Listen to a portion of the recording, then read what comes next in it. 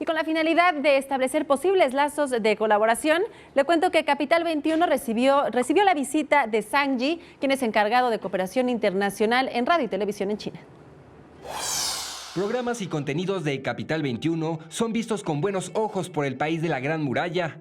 Y es que una delegación china visitó las instalaciones de Capital 21. El señor Zhang Yi, quien es el encargado de cooperación internacional de radio y televisión de China, se reunió con la directora del Sistema de Radio y Televisión Digital del Gobierno de la Ciudad de México, Marcela Gómez Salce, con la finalidad de establecer posibles vínculos para que en un futuro se pudiera desarrollar en conjunto contenidos entre televisoras. Ambos representantes señalaron que en la actualidad las televisoras se encuentran en una nueva era, caracterizada por el vigoroso desarrollo y crecimiento de tecnologías, captación de audiencias no solo a nivel nacional, sino internacional con empresas europeas.